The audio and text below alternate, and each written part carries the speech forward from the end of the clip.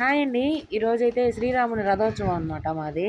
So, దాని ప్రిపరేషన్‌లు అయితే ఇప్పుడు జరుగుతూ ఉన్నాయి.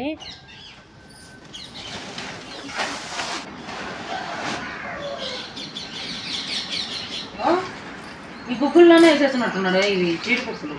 ఈ జీడిపప్పులు వచ్చి రవ్వలడ్లోకి, మిరియాలు వచ్చి పానకంలోకి, యాలకులు వచ్చి పానకంలోకి, పొంగల్లోకి, రవ్వలడ్లోకి ఇంకా సామాన్లు ఉన్నాయి. దీంట్లో ఉన్నాయి కాబట్టి చెప్తున్నాను. జీడిపప్పు, కిస్మిస్లు, ఆవాలు అంటే ఇవి గుగ్గులు తిరగపోసుకుంటాం కదా, దానికి ఆవాలు. ఇవన్నీ పక్కన పెట్టేసుకొని వీటిలో దెబ్బలు ఉంటాయన్నమాట. దెబ్బలన్నీ ఏర్పించాలి, చాలా పెద్ద ప్రాసెస్. అంత తర్వాత దాంట్లో డస్ట్ ఉంటుంది కదా, చాంటకు పోసుకొని బాగా చెరిగేస్తే డస్ట్ అంతా వచ్చేస్తుంది. చిన్న చిన్న దెబ్బలన్నీ ఎత్తేసి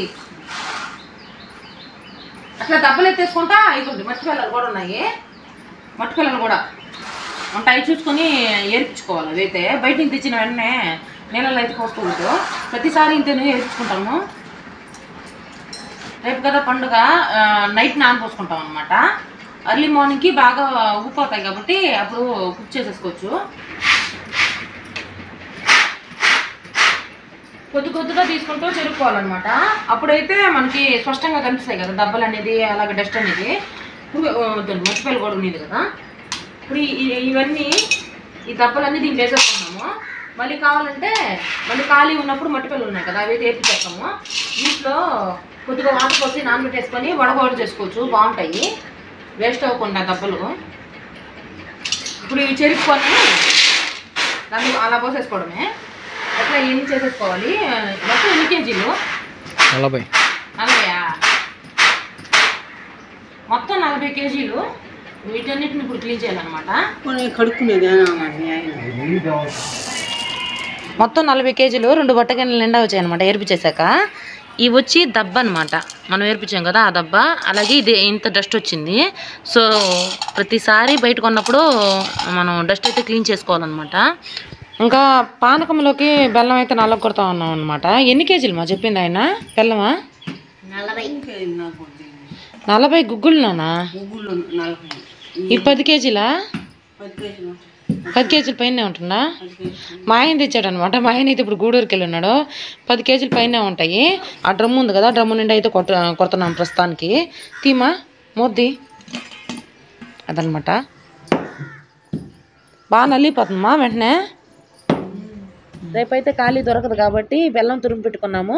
అలాగే ఇలా రవ్వ లడ్డు కూడా చేసేస్తున్నాము.